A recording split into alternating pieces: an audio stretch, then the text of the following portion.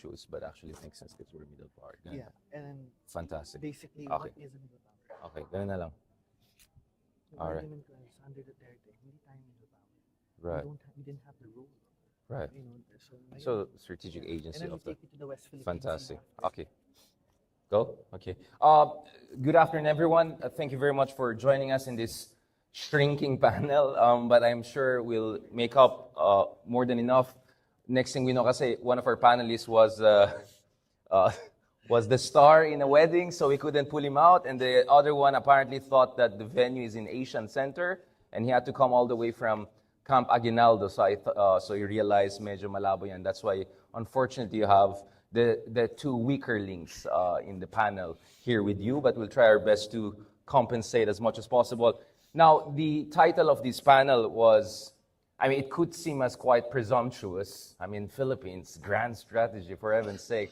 But we hope that in our discussions today, in addition to all of our outputs and works and succeeding discussions, we will be able to lay out the logic why the Philippines should think about having its own grand strategy as we go through tremendous amount of geopolitical uncertainty and potentially upheavals with the greatest political comeback taking over next year in the White House. So with that, what's going to happen is Don will go first, lay out the predicate. Why should the Philippines even think about having a grand strategy? What should that look like? And then we're going to have yours truly a little bit talking about what I call the 50 Shades of Hedging, right? Which is a central theme of a book I have with Melbourne University Press, God willing soon. And then hopefully, if technicalities permit, we're going to have Miko's presentations also on his side. Miko obviously works in the government. He's a public servant and works with the Armed Forces of the Philippines. So he also brings a very nuanced and reasonable perspective that perhaps armchair experts like us are not in possession of. With that, we hope that we can strictly keep it within the time bounds. Unfortunately, we started a little bit late.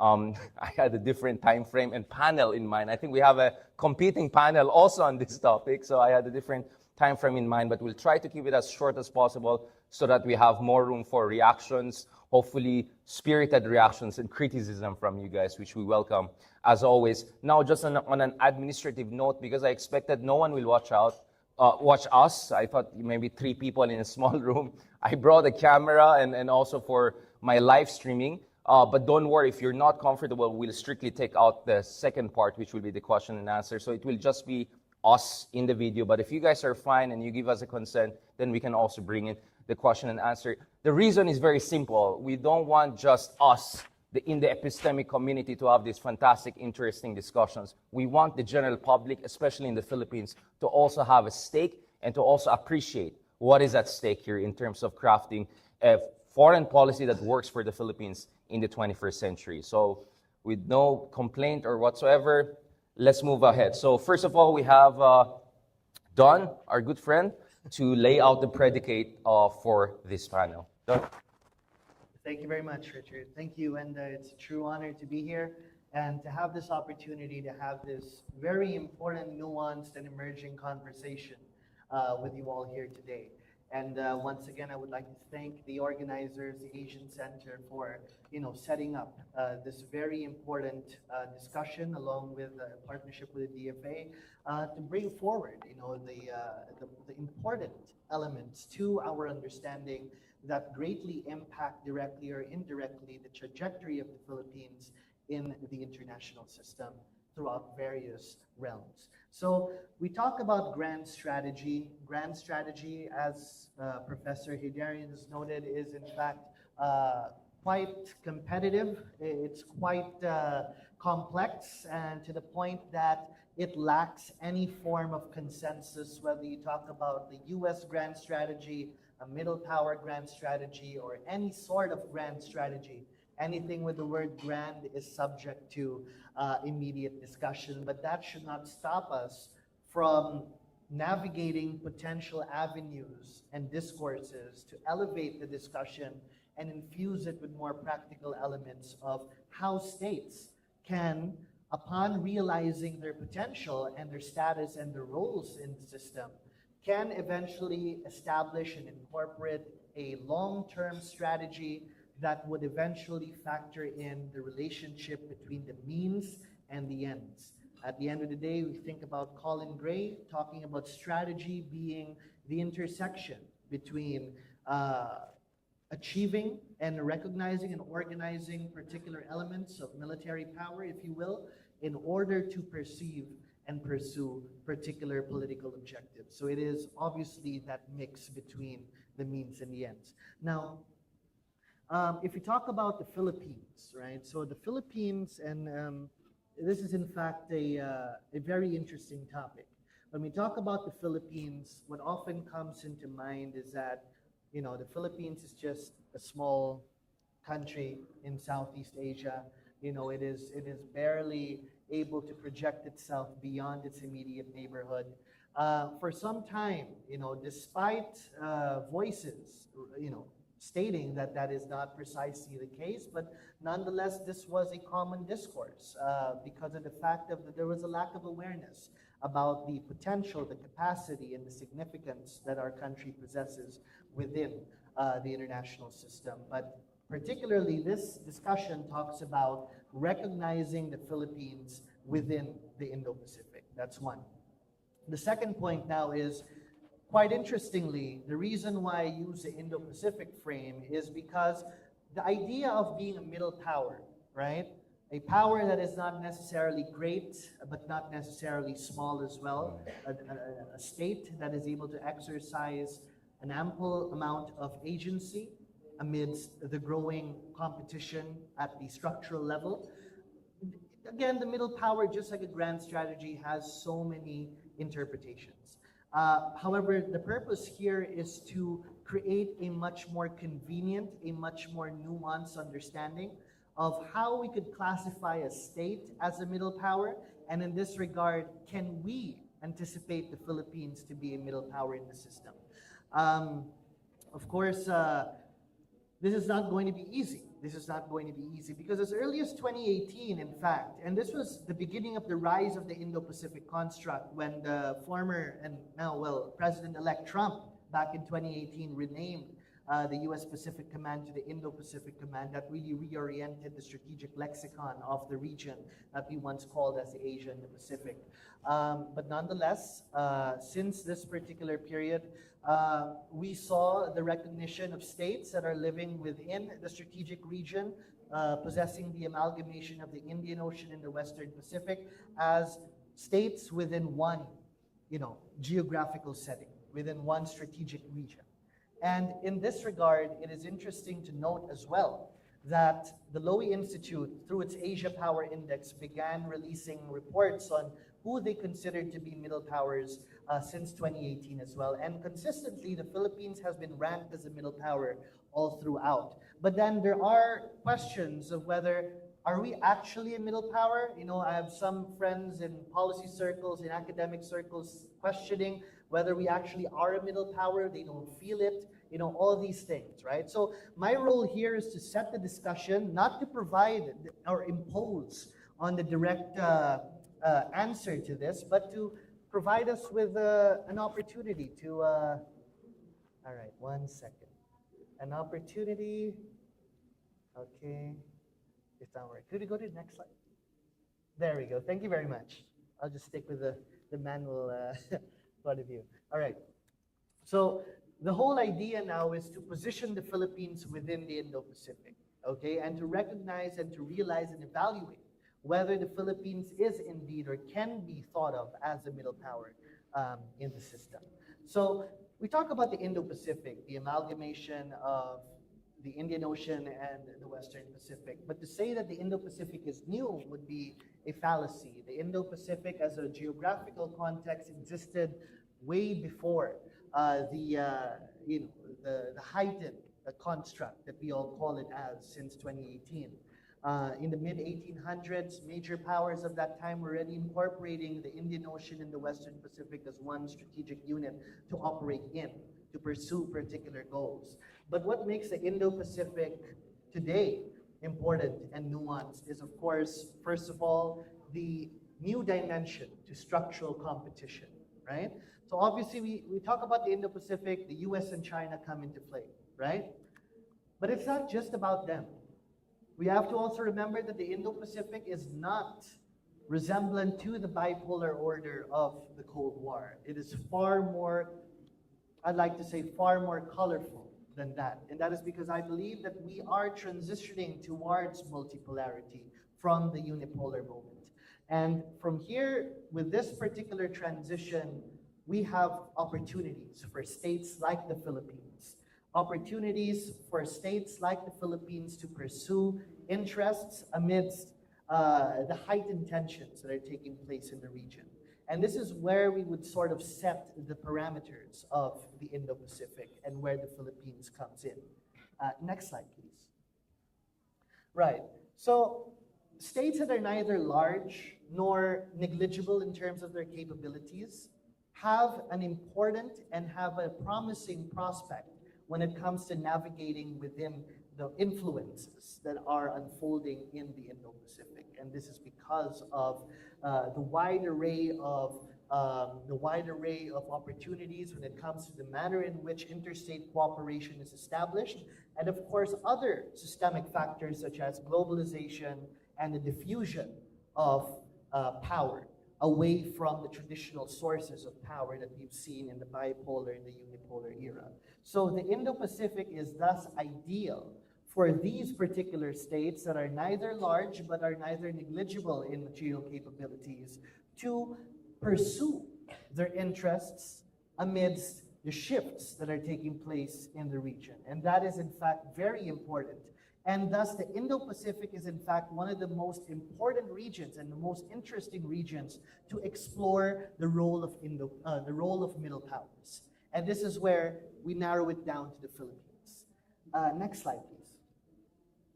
But then again, nothing comes for free. We can't expect to have a definitive answer regarding what a middle power is, whether we fit into the middle power sort of criteria. Well, that's true. It's because up to this very day, there is no consensus. There is no appropriate definition of what a middle power should be in a way that is accepted, at least by a vast majority of scholars around the world. We're not even close to that yet. The idea of middle powers rose in the early 2000s, the beginning of the 21st century. We had personalities such as Kevin Rudd, for instance, talk about the dawn of middle powers, right? Middle powermanship. There were a vast array of literature that were already contributing to the idea of the rise of middle powers. But then that sort of dissipated towards the end of the first decade. But then again rose as the construct of the Indo-Pacific began to rise in 2018. So by taking the middle power definition based on its mainstream traditional perspective, and that is that middle power should be looked at based on a positional level and based on a behavioral level, does not give much justice to how we could perceive states such as the Philippines and how the Philippines fits into this whole evolving dynamics of middle powers. So it is important us to understand that along with the more status-driven ideas of what a middle power is, the Lowy Institute, for instance, banked significantly on these positional or behavioral indicators to mention that the Philippines is in fact the middle power. But sometimes you need to go a little bit more than that, and we have to be more perceptual when we try to understand the concept of middle power. So this is where roles come into play, right? So for many of you who have perhaps chanced upon the theory of constructivism, or have at least come across the idea of the mutual constructive and constitutive nature of the international system, we are aware, and you have probably come across the idea of alter and ego, for instance, that there must be a connection between alter and ego to purely recognize who you are, right? So this leads to the main point of my discussion. Next slide, please. Next slide, please. All right. So why do we need to look at roles, right? Well, variation lies at the heart of the middle power definition. Variation lies at the heart of the middle power discussion. And to think that you are able to have a solid definition of a middle power is already a self-defeating enterprise in the journey to begin with. And that is because it entails a significant level of changes that happen throughout, based on both structural and internal attributes that are happening within and of the system. So we look at Robert Cox, for instance, and he noted that middle powers, roles are not fixed, right? And just to cut this short, it just basically means that some middle powers could be considered as middle powers if they take up the right roles, and some don't. So it goes beyond the material capabilities that are often conveniently used. And I get that understanding that sometimes it's good to have a convenient equation to get straight to the answer, but that really does not do justice to the dynamic nature of states that are operating within the Indo-Pacific, such as the Philippines. So now let's go towards the main point, right? So roles theory, and just this is the second to last slide. Role theory is in fact an important contribution to the middle power study. It is fairly new, particularly because it was only in the 1970s when K.J. Holsky, for instance, introduced role theory to the conceptualization of foreign policy and interstate relations. So what are the significance of, why are roles significant? And why is role theory significant, right? So role theory underscores the intersubjectivity of identity and meaning, so alter and ego, right? So it's not enough for you to know who you are, but you have to have that acknowledgement as well from others to justify and to confirm who you actually are in the system, right? So the significance of a state's role in the international system, is also dependent on how others, particularly based on the power hierarchy, because at the end of the day, being a neoclassical realist by profession, I end to go back to the structural dynamics of the system. And that is also important in helping us determine how middle powers can be evaluated. So at the end of the day, just to sum it all up, third-party preferences have an impact on whether a state is a middle power or not. And a state's auxiliary roles, and this is the most important element of role theory, its contribution to middle power studies, is that for us to understand the auxiliary roles of states, right, that would help us understand their status even more. Excuse me. So it's not enough just to know whether the middle power, okay, sorry, excuse me, I just need to drink water. You want that water? Give me a second.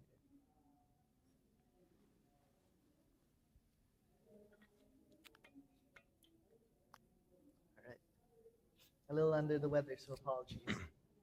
And so it's not enough to have, an understanding of the static nature of state material capabilities, but to understand how they are able to pick up certain roles, how they're able to operationalize these roles. Next slide, please. So, what are auxiliary roles then when we talk about middle powers? Well, middle power status as one that is supported by auxiliary roles should be the main point of analysis, right? Not just the status itself, which is largely driven based on the behavioral and positional dynamics of states, because even that has its biases. You talk about the behavioral capabilities, states may possess considerable material capabilities, but are not acting as middle powers. And this is why in various literature, some consider South Korea as a middle power, some don't. Some consider Indonesia as one, some don't.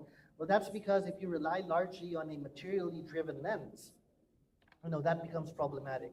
Same with the behavioralist approach, which sort of fixates particular behaviors to states. Again, that is lacking. So, 5 minutes. No, I'll wrap it up that time. So, when we try to understand now is it's necessary to comprehend the auxiliary roles played by states to understand whether they have the capacity to operationalize their middle powermanship. So, last slide, please. All right. So, when we talk about auxiliary roles, and Thies and Sari actually were the first to actually, incorporate a clear set of evaluators, auxiliary roles that states must incorporate to be a middle power. And that's basically a supporter of the international order, right? A supporter of multilateralism and an operational understanding of being a good international or global citizen. And within these auxiliary roles, there are also specific roles that are indicated that may be incorporated by states in the long run. So for instance, if you are a supporter of multilateralism, you have to have the willingness to serve as a hub for multilateral and now minilateral activity, right? If you are a supporter of the international order, there are two things that you need to take note of. One is your place in the existing hierarchy of states, and as we know, the established order is US-led, so how that state is incorporated within the greater dynamics and how that particular state perceives its position in that dynamics, right? And the third is being a good international citizen, right? And that incorporates peacekeeping roles, etc. So we could probably have this in the open forum. I know I'm running out of time, but just to cut it short, so my last slide, is the Philippines a middle power? Well, under the current situation we are in, I can say that based on the three evaluators of the Philippines serving as a hub for East-West cooperation, for the Philippines that is actually positioning itself as an active stakeholder of the rules-based order, and the Philippines that has recently also established its position in increasing its peacekeeping forces in line with its population rate, I believe that we are towards a deeper understanding of the Philippines being a middle power.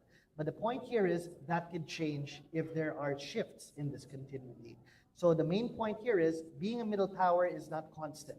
It is subject to change. One day you may be considered as a middle power, the next day you won't. So that depends on how well you were able to take up these auxiliary roles. So for now, I could say that we are heading towards that realization that we are indeed an Indo-Pacific middle power. Thank you.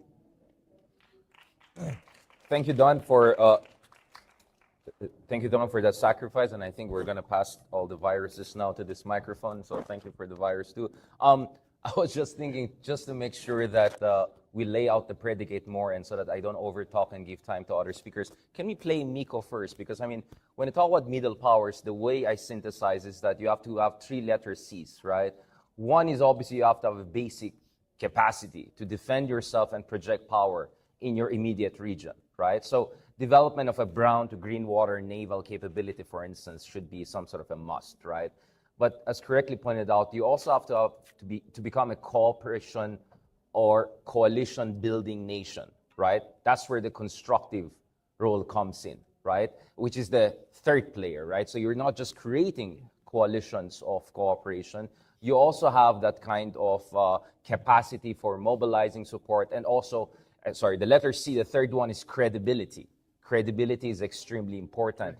You can have the biggest artillery or nuclear weapons stockpile, but if you're the North Korea and Russia of today, you have serious credibility questions. So no offense to Kenneth Waltz and some of our great theorists, having nuclear weapons alone is not enough. That's why the Canadas and Australias, or down the road the Philippines of this world, are more considered middle power than a massive military force like North Korea or even Russia, some would argue at this point in time. So you have to have credibility, that coalition building capacity, but of course, also that basic capability to defend yourself. And when you talk about capability, it's not just weapon systems, it's also the human capital, right? And if we talk about Philippines, is one of the few countries in Southeast Asia that unfortunately has one of the longest experiences of combat, which is something not taken in consideration in different indices. So I think if tomorrow there was a war, I would rather bet on Filipino soldiers than any of the other soldiers in Southeast Asia, because unfortunately they have a lot of training. And that comes out because there have been a lot of ASEAN, China, ASEAN, other superpowers kind of exercises, and Filipinos always top, for instance, electronics warfare exercises, because they have that training. They have that exposure to the United States, among other things. So those three C's coming together, in my opinion, makes the Philippines, at the very least, an emergent middle power. But can it be a full-fledged middle power? Obviously, part of that is having these conversations. Can we have Miko? Because I just want to make sure we get a perspective of also one of our panelists who comes more from the Armed Forces of the Philippines side and perhaps could lay out the predicate on the question of capability. Thank you.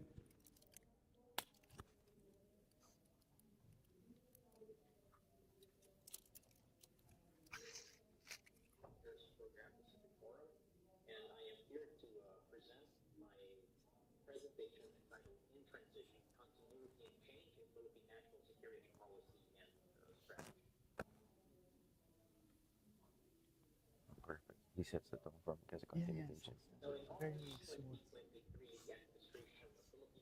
Naka-live stream pa rin. Ubo pa ng ubo.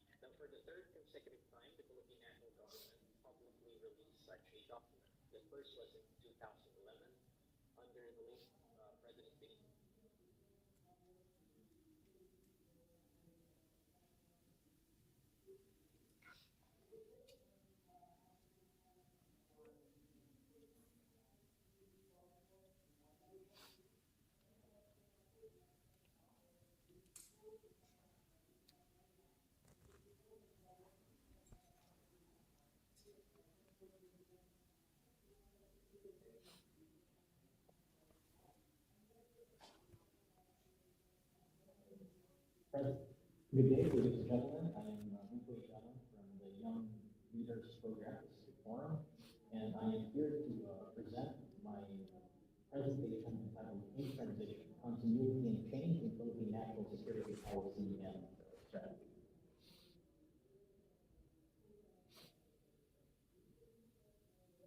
Now, in August 2023, the administration of the Philippine President Ferdinand Bongbong R. Marcos Jr. released its national security policy. Now, for the third consecutive time, the Philippine national government publicly released such a document. The first was in 2011 under the late President Benigno Aquino III, and the second was in 2017 during the administration of Rodrigo R. Duterte.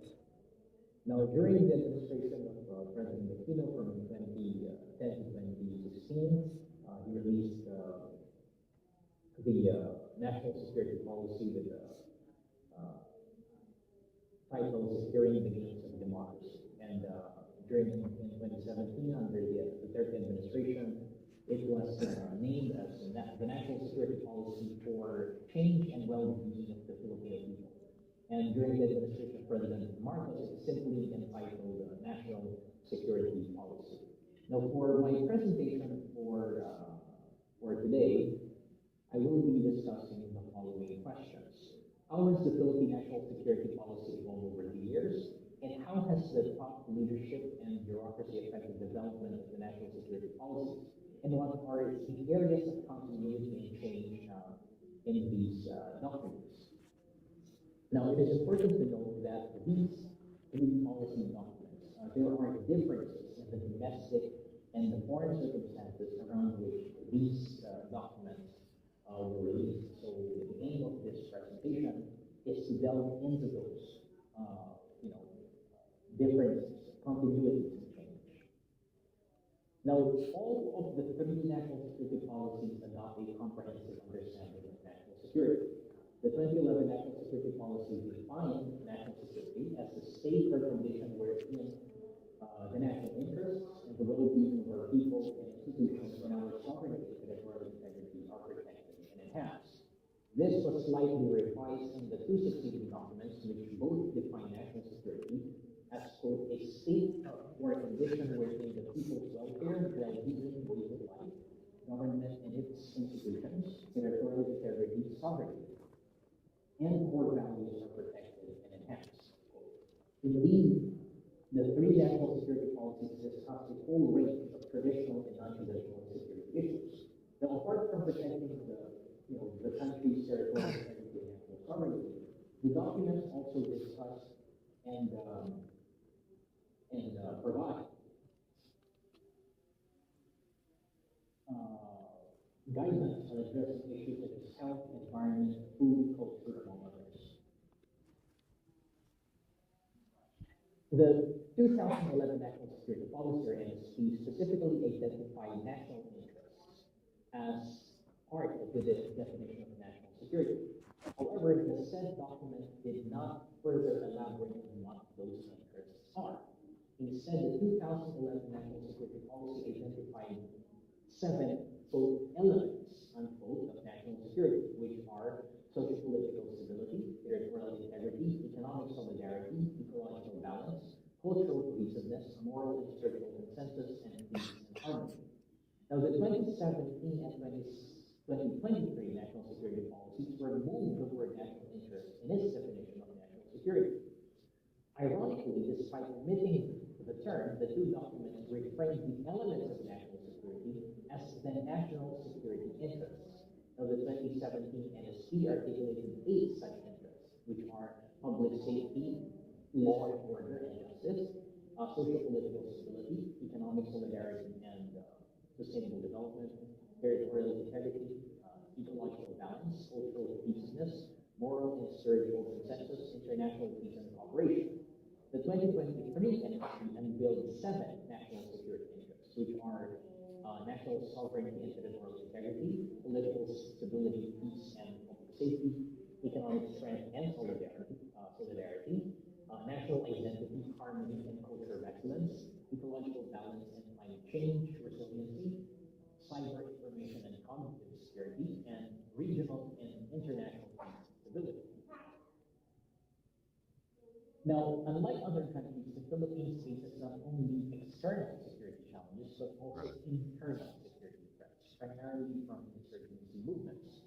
Now, the administration of the late President Benigno III came into power in a time when the country was still trying to bring back the peace process between the Moral Islamic Liberation Front, or MILF, back on track, following the Philippine Supreme Court's decision to declare the proposed memorandum of agreement on ancestral domain, or MOA-ED, with the insurgent group as unconstitutional. Then President Benigno III also succeeded in an administration that was marred by corruption allegations and failed military coups.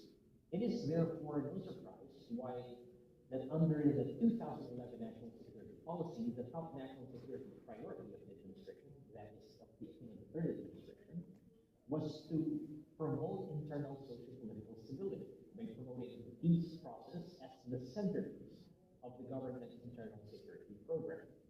In this context, the security sector was tasked to assist in creating a enabling environment to win the hearts and minds of those with valid grievances and retain the allegiance of the citizenry. The Aquino III administration succeeded in negotiating the comprehensive agreement on the Bangsamoro with the MILF in 2014. However, developments during its term in office would eventually change the threat perception of the Aquino III administration. China's efforts to advance its massive territorial and maritime claims in the South China Sea became more apparent during President Aquino's term. The 2011 NSP, which showed that the rise of China has generated policy considerations, unquote, in the region, called for ways to capacitate the Philippines to exercise full sovereignty over its territory. It was not until the 2012 Scarborough Shoal incident that the prioritization of the security threats appeared to have changed. The incident, which the Philippines effectively lost control of Scarborough Shoal, led the Aquino III administration to push for the revised AFP, or the Armed Forces of the Philippines Modernization Program, with the aim of transitioning the orientation of the military from internal security to territorial defense. Now, the Aquino III administration also filed an arbitration case against Beijing in The Hague and forged closer security relations with the United States, the presence of which in the region was described by the 2011 National Security Policy as a, quote, positive stabilizing force, unquote. The following China's creation of artificial islands in the South China Sea, the National Security Advisor Cesar Garcia declared in 2015 that, quote, it is now very clear that our territorial disputes in the West Philippine Sea have in fact overtaken all security issues in our hierarchy of national security. Thus, coming into office with the primary I'll give it 10 minutes, then we open it. the Aquino III administration increasingly focused on external threats, particularly those coming from the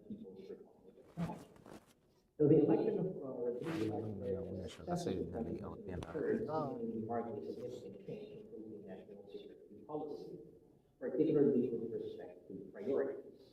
While the third administration focused on external security, at least capabilities in the latter half of the administration, more than that the Duterte capability. administration shifted priority to hedging. domestic law and order concerns. Indeed, the top national security interests articulated in the 2017 NSP is public safety, law and order, and justice. This is in line with the Duterte government's campaign against illegal drugs and criminality. Nevertheless, I have argued elsewhere that despite President Duterte's efforts to shake up Philippine strategic policy, the 2017 NSP nevertheless Radio announcer. included the identification of Galing the siya. South China Sea as the foremost security challenge to the Philippine sovereignty and territorial integrity. Seemingly echoing the 2011 NSP, the 2017 NSP also declared that notwithstanding President Duterte's anti-U.S. sentiments, the United States presence in the region I'll compress it. is a stabilizing force. Such efforts at policy continuity may be credited to some elements of Philippine policy, such as the defense establishment, which, as one observer pointed out, and I quote, managed to preserve the foundation of its full-spectrum military cooperation with Washington, while continuing to monitor and oppose China's creeping presence across Philippine waters, unquote. Now, early in this administration, President Duterte sought to forge closer geopolitical confluence with Beijing, and to, quote, separate, unquote, the Philippines from the United States. Though, despite President Duterte's efforts to end the military exercises with the United States,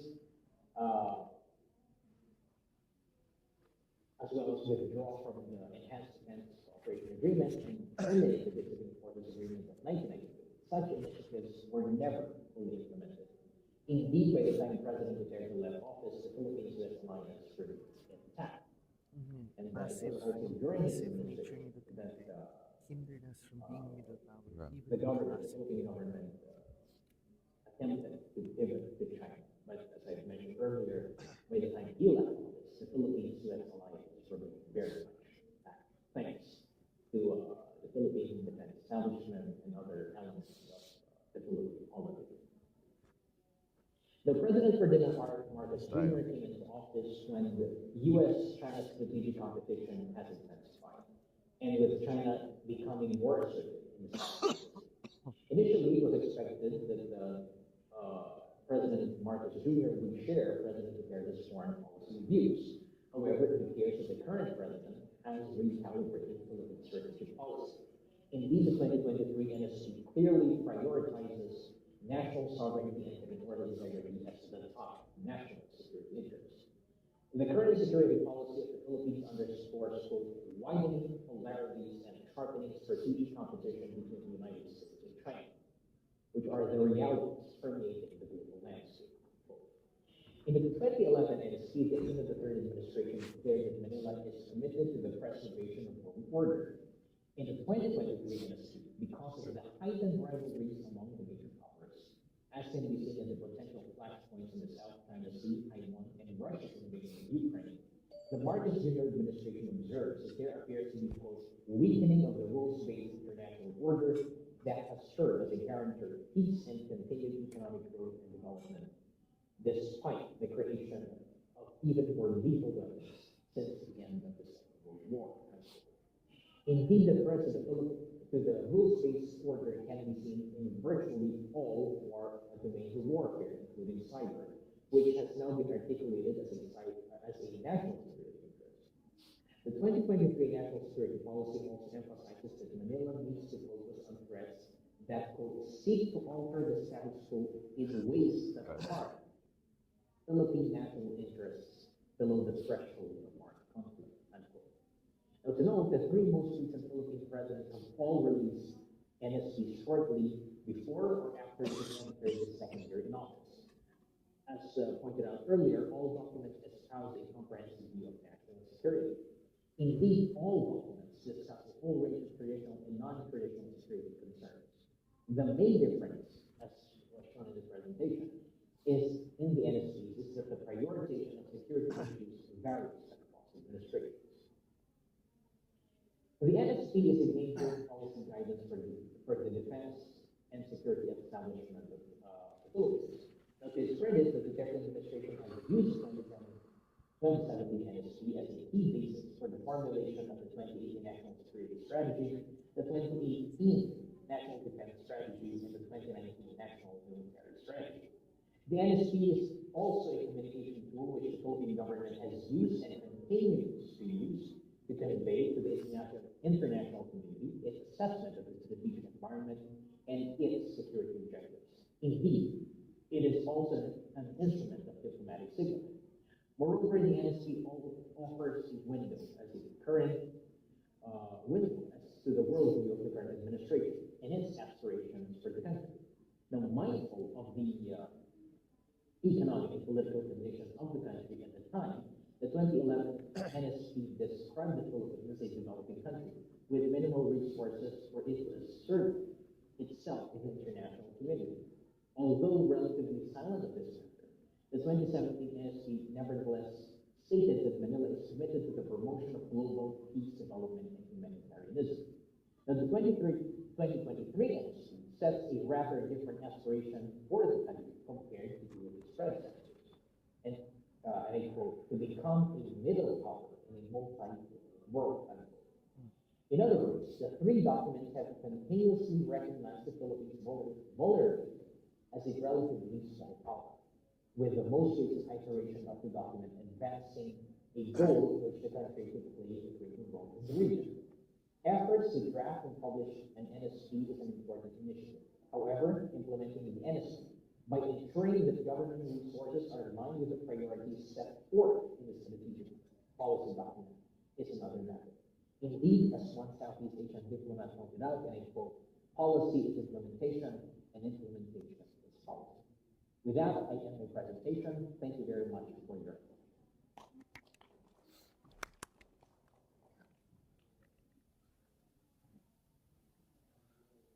Thank you for that, Miko. I mean, just to be clear, I think he was speaking strictly in his personal capacity, so that's why he made his affiliation clear.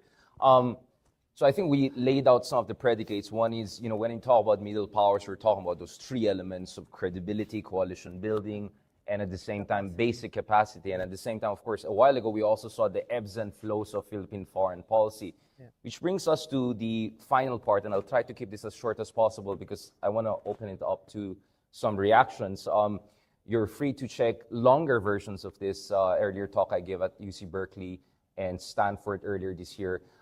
So you can just check that online, but I'll just compress it and try to tweak it to our conversations here. I also have a paper with La Trobe University, the Blue Security, with Elena Noor and Hunter Martson and our good friends, a comparison of different Southeast Asian countries dealing with this. So if you want more detailed versions, I'm more than happy to share that. So let me just give a very compressed version of this conversation. I think the best way to understand how the Philippines is approaching the geopolitical environment and uncertainties is the hedging strategy, right? So I think the literature on hedging is very useful to the Philippines in ways that I don't think has been appreciated enough.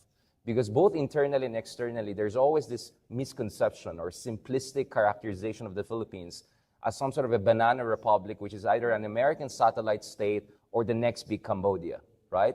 So during Duterte, at least on the surface, you would think that the Philippines is competing with Cambodia for gold medal for loyalty to China. So sometimes I don't know who's the special friend of China. Is it Hun Sen?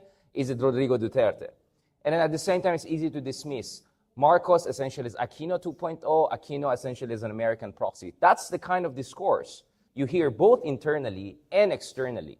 And from what I understand, there are some of our friends in the region who are trying to portray us, no offense to our friends from Australia, as the deputy sheriff of US in Southeast Asia, right? Trying to dismiss us as an outside actor. And indeed, we feel very isolated in the region in the sense that we feel we're always the country that takes the punches, whether on the arbitration case, whether on the transparency initiative in recent years, and that the rest of ASEAN either alienates us, either piggy banks on us, or gaslights us and say, oh, you are creating too much trouble. And it's like, wait, where is the original sin again? We're not the one claiming 85% of the water. But one of the things I keep on hearing from our ASEAN counterparts, among others, is that Yours just wild in terms of the swings of your foreign policy, from Aquino to Duterte and Marcos. And this is where hedging comes in the picture. My contention is that the swings are more in terms of rhetoric and positioning and posturing. But if you look at the full thrust of the Philippine defense and foreign policy, it is really an emerging middle-sized country really trying to just survive and protect the minimums, meaning its sovereign rights and a certain degree of strategic autonomy.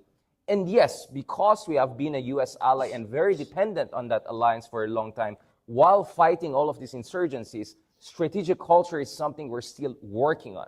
Therefore, I treat these conversations, honestly, as a kind of an activist approach to helping level up the strategic culture in this country.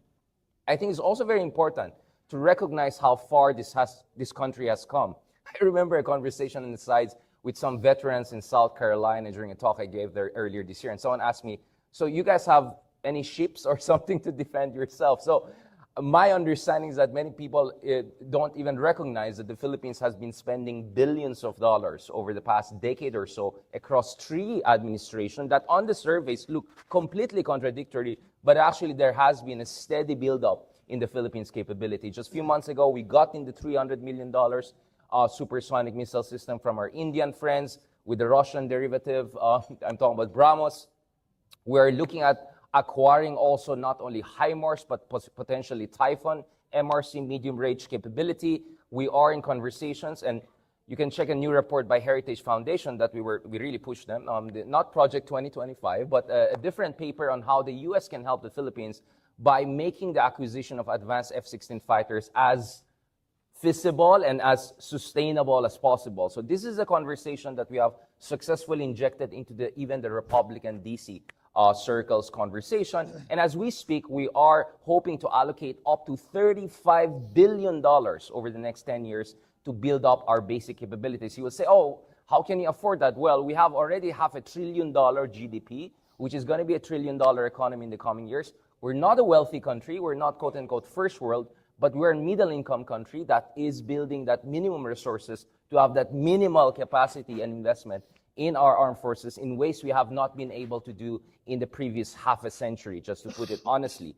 So we're not here to be salesmen and say Philippines is now a great power. What we're saying is that we used to be 2 out of 10. We're getting towards 6 out of 10. And even at a 6 out of 10, the Philippines will be in a position to exercise a certain degree of strategic autonomy and to be able to also protect its basic interests in this part of the world. Now, why is hedging a very important concept?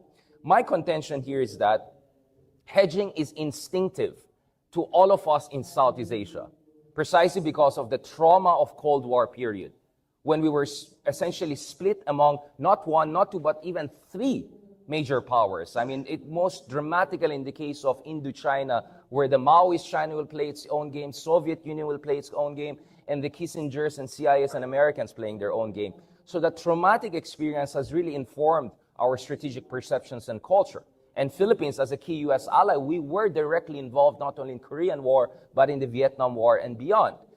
So the reality is that we don't want to get into that situation where we feel helpless. And we don't want to get into a situation where we're forced to make choices. But not making choices is a choice in itself, and it's a luxury if you do not back it up with capability and purpose. And that is something that all of us in Southeast Asia are working on to different degrees of success. And I'll tell you what, all of us are struggling. Even Vietnam is struggling. Anyone who's familiar actually with what's happening in Vietnam would realize that even the Vietnamese are scratching their head and wondering. I mean, of course, they're happy to have Putin this day and then Biden the next day and Xi Jinping. On the surface, they are the masters of bamboo diplomacy. But behind the scenes, if you talk to the Vietnamese, they'll say, actually, we don't know how we're going to deal with China in the coming years. We don't even know how we're going to deal with Trump in the coming years. And Russia, well, it's a complicated issue, right? But we need to still buy those weapon systems. So kind of similar to the dilemma that India also has when it comes to their defense acquisitions from Russia and implications for Western relations. The Singaporeans have their own headache. And you can see the swings in the rhetoric and all. And good luck to Prabowo in Indonesia and how he's going to do his own Duterte version of foreign policy. So what I'm saying is that sometimes we exaggerate how unique or exceptional the Philippines is, as exceptional as we are as the sole liberal democracy and U.S. treaty ally in this part of the world. And hedging really makes sense because it's dialectical and it's asymmetric, right? It's asymmetric not in a sense that, I mean, people think that hedging means 50% distance from US, 50% distance from China. That doesn't make sense. If you're Cambodia, it could be more like 80-20. If you're Philippines, it will be 90-10 because US is a treaty ally and China is threatening us in the South China Sea. So it's asymmetric. But it's also dialectical, meaning it is shaped by actual material circumstances on the ground, but also the strategic discourse that shapes the thinking of our political elite and also our interaction with the rest of the region and our American and great power counterparts. Now, the reality, though, is I always hear this ad infinitum. Our Singaporean friends love to always use this Tanzanian, that proverb, African proverb, when two elephants make love and we're like the grass and all of that. I said, what about the Indians? But my point is, we are actually more in a savanna, whereby you may have two big elephants, but you have all sorts of different animals out there who have different degrees of agencies. But it is bounded agency, the same way that rationality is also bounded. And if you look at it, in the case of Southeast Asia, it's really 50 shades of hedging. Different countries calibrating, recalibrating, and really struggling for autonomy under the most impossible circumstances. It's almost an odyssey. It's almost a struggle, a culture of struggle. And when it comes to the Philippines, my contention is that, last 5 minutes, my contention is that we are as instinctive as a lot of our Southeast Asian partners, and then increasingly, hedging has become an existential issue because of the uncertainties with America's position in this part of the world, but also fears about what China is doing. And I'll end on this point because I want to really open it up for discussion. My fear and my fundamental fear with the next American administration and with the direction of great power competition is that at some point it may become almost impossible for Philippines to hedge anymore. I think we might reach a point whereby we'll have only performative hedging. In a sense that Marcos in 2025 and 2026 says, we want to have great relationship with all superpowers, but in reality, the Americans are pressing us down in the north to be involved in the Taiwan question. The Americans are pressing us down and saying, we're helping you in the South China Sea, but you cannot hedge. My sense is with the hawkish Trump team, they have very limited patience for hedging, especially if you're a frontline state, especially if you're a U.S. treaty ally, and especially if you're expecting to get hundreds of millions or billions of aid, because as you know, over the next 5 years, we're expected to get at least a $3 billion defense aid by the U.S. It's bipartisan, so no problem with Trump or anyone being there. So what I'm saying is that as much as we're all hedging, and we have the 50 shades of hedging, it might come to a point whereby the U.S. will force us, especially countries like the Philippines, to make a choice. And personally, I'm quite worried about that because I want us to still have some room for maneuver. But believe me or not, I'm an isolated voice. There are so many Filipinos we can talk to, especially elite, who will say we're more than happy to be Team America, Team Trump, right? And go against China. And to be honest, for me, that's worrying because that shows a shallowness of strategic culture and thinking. Because if you go to Japan, I've been in Tokyo, Japan twice this year. I was in Berlin. We met Chancellor Scholz. If you talk to other key U.S. allies, as close as they are to the U.S., they want to preserve their strategic autonomy. That is extremely important for them. That is the cornerstone of EU's foreign policy. So I think that's what we also have to do here in the Philippines. Okay, I think that should roil the room. Okay, now let's go and have your violent reactions. More than welcome. You're free. We actually are missing the most important speaker, Joshua, who actually organized this. He was supposed to lay things out. So I hope what we did in bits and pieces still gives you some, elements of what we're trying to arrive here in this discussion. Looking forward to your question and answer in the next 20 minutes or so. Thank you.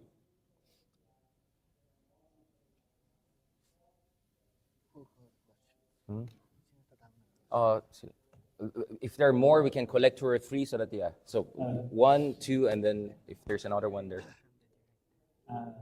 Really interesting subject matter. Yeah. I grew up from the City University of the North. I have a question for Mr. Gill, I guess both of you. 2 things, actually. So in your presentation, you mentioned that a nation to be a little power, and correct me if I'm wrong, if I heard this right, to measure it through material lens, it could be problematic. Can you say more about that? Yeah. And the second question is, I think this led me to saying that it's problematic, but a way to measure it would be through assuming auxiliary roles. What really stood out for me is that to be an international citizen take another question. by performing peacekeeping operations. So I'm curious in which context that would be appropriate, Right. especially when we are in the moments of hedging. Who gets to decide if we are an international citizen? Right. For example, if I'm a nation that I want to send military aid to another nation who's trying to quell a group that's been fighting for liberation and autonomy, am I doing peacekeeping operation? Right. That's the question. All right. Let's get it. Professor, yeah. Perry, yeah, please. Thank you. Looking forward to this session, and I'm sure it's going to turn out to be more lively. So my first question is that the two acts that have been recently promulgated by Marcos administration, have they been nudged CADC, by yeah. the United States by the Maritime Zones Act and the Archipelagic Seas Act that just been announced? And to what extent will they really further help to intensify the security strategy and policy of the Philippines? And Right. what will it really entail, and how will it really implement it? As you yourself said that policy is implementation is policy. My second question is about Taiwan, since you just brought it up. Do you really think, very pointed question, that China will attack Taiwan? Because as far as I know, in my visits to Taiwan recently, there is less of this, apprehension within Taiwan. It's more externally led that China is going to attack Taiwan. There's more of a, noise outside Taiwan. The Taiwanese people themselves do not really think that, and they go about their business as usual. And of course, U.S. officials are there in their high-level committees. They're a part and parcel of their administration, so to say. So, yeah. Is there any other question? If not, yeah, maybe Don, you want to go Okay, first? great. So thank you very much, and thank you for the opportunity to talk more. The coughing really sort of shook it off. But yes, let's start with your questions. They were very pointed, very accurate questions, in fact. So material capabilities do matter. Our colleague here, Miko, talked about how various national security policies have incorporated significant level of material acquisition to pursue particular goals, being a maritime state. But at the end of the day, when you talk about being a middle power, now remember, the concept is just as much practical as it is conceptual. So there has to be some sort of nuance underpinning to properly evaluate the middle powerness, as Robert Cox says, of states. So my argument here today is that having the material capabilities is just one side of the coin, but what would really matter is whether you are able to incorporate roles that would be able to utilize these capacities based on these auxiliary roles. And we mentioned 3 particular auxiliary roles. And based on that, we can see whether or not a state qualifies as a middle power or not. So this is not setting aside the role of material capabilities. They matter a lot, but they are not enough to determine whether a state, I believe, is a middle power or not, or else it would just mean listing down states with various material capabilities. Because along with power, there has to be the responsibility and of course the willingness to act upon these responsibilities. So this is often the taken for granted side of determining what a middle power is. Very briefly, you talked about peacekeeping. Yes, it's a very as my colleague Professor Darian said, it's just as much of a 50 shades as any other aspect. But when we talk about auxiliary roles, right?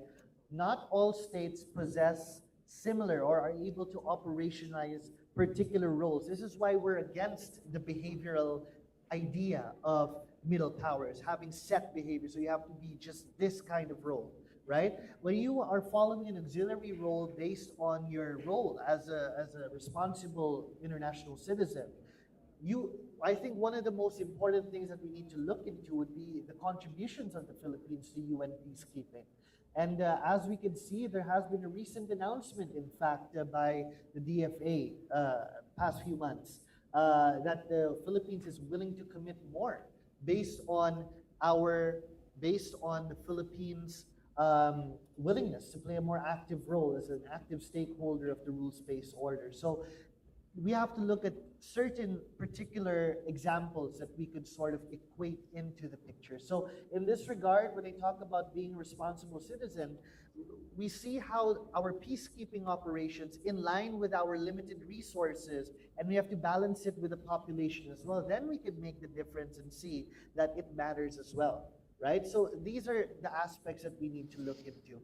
And if I could just take Professor Marwaji's first question, I'll leave the critical one to you.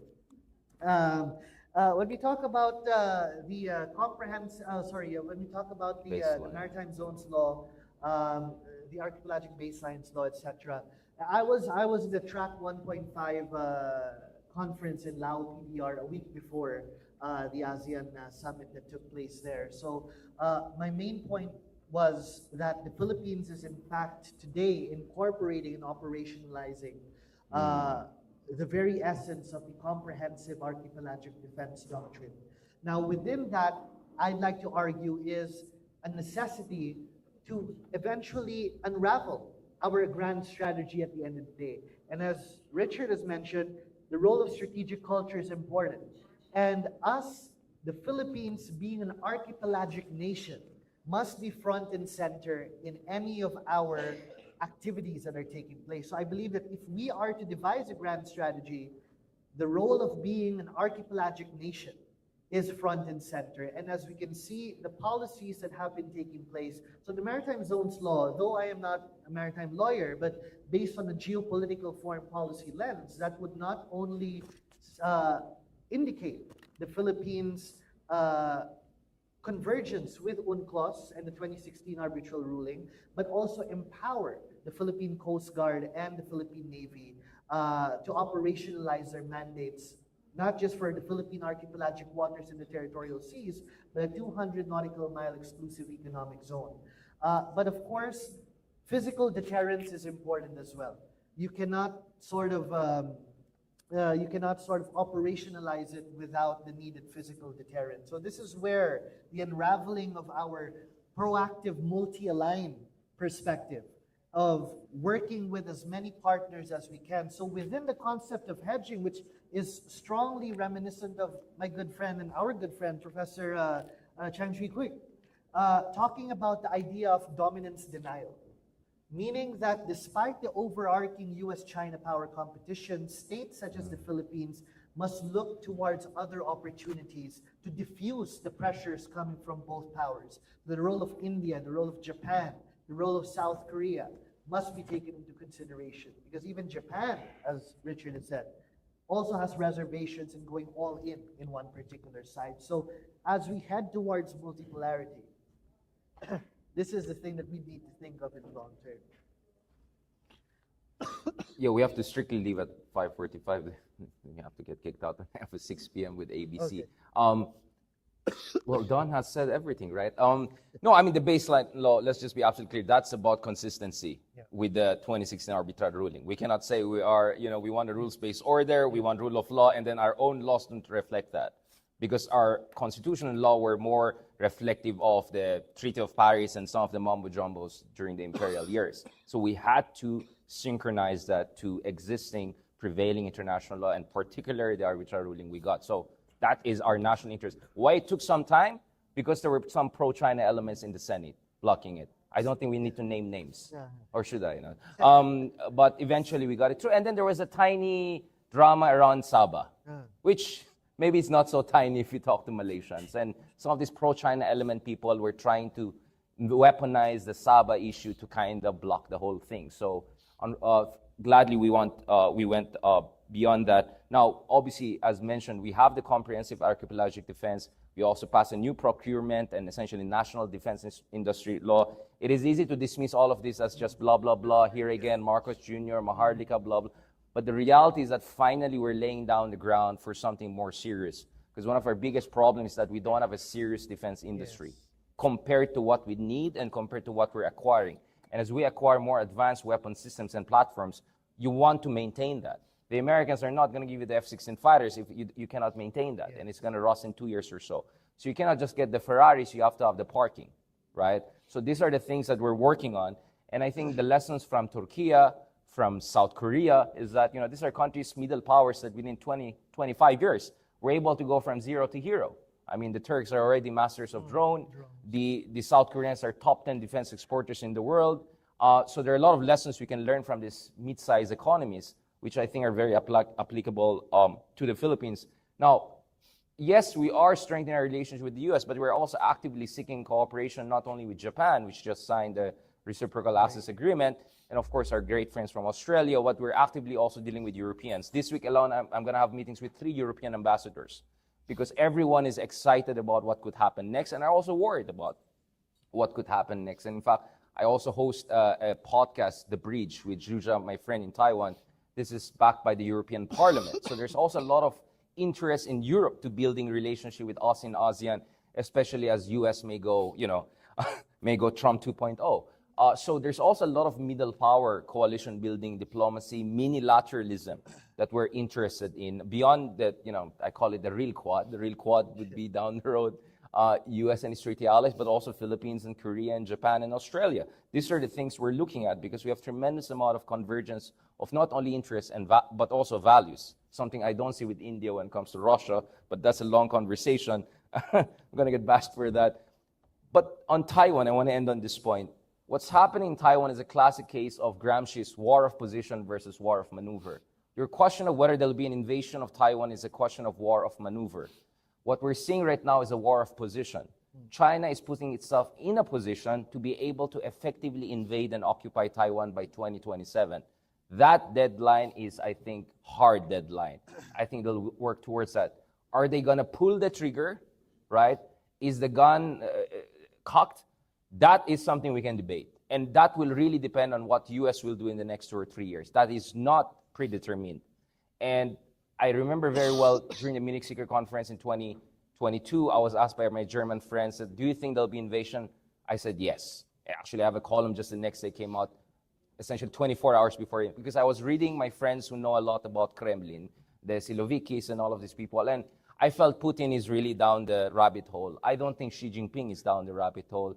Russia is a declining economy, is a stagnating country. Putin had no new ideas to bring in. China is an extremely dynamic country and has so much to offer. As critical as I am of China, I'm also a big admirer of how much they have achieved and how much they can bring to the table in the decades and years to come. So as still winners of the existing order in many ways, China has less reason than Russia to go berserk.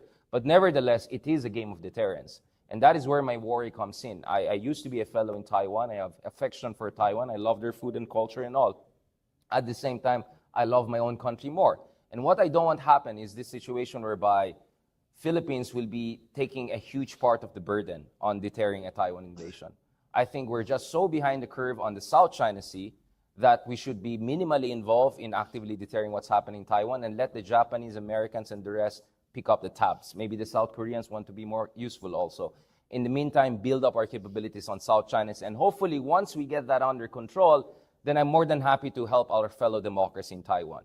But for us to be stretched 50 here, 50 there, at this point when any day we could have a war with China in the South China Sea, at this point when our capability is not yet there, I think it's strategically naive, if not self-defeating. So I know my comments are taken out of context sometimes. Oh, Richard wants to throw Taiwan under the bus. Oh, values-based, we are nonsense, right? What we're looking at here is the reality that the Philippines has to sequence this. First, strengthen our position in South China Sea and build up our capabilities, then help others. So that's what I'm telling everyone. Help us to help you. But first, we need to take care of our own house. And that's why we have this panel, because I think finally we're launching a new era in Philippine foreign policy. Again, not 10 out of 10, but I think we're going from 2 to 6, and I'll take 6 any day compared to what I've been seeing throughout much of my life in the past 3 decades or so. On that note, thank you very much for your fantastic questions and interventions, and looking forward to more conversation after this and hopefully more reactions. Sorry, there's a hard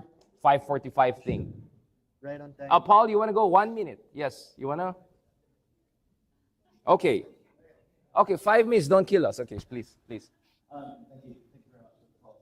CJ Hong, University of Cambridge. Just to be more clear, I just want to put that there. So the argument is that Philippines, it should be recognized as a middle power and it does have a grand strategy. My question is, then, since when was Philippines a middle power? How would you define that? Since when would it be a middle power? And does it actually have a grand strategy? Like, what I'm hearing is hedging is a grand strategy. I don't think hedging itself can be a grand strategy. And I'm all for Philippines can have a grand strategy. There are books out there saying that South Korea has a grand strategy. Singapore has a grand strategy. Sure. So that's all good. Okay, 2 minutes. What exactly is it? 2 minutes. How to frame Very quick, yeah. having a grand strategy Why don't they ask it and then we'll answer?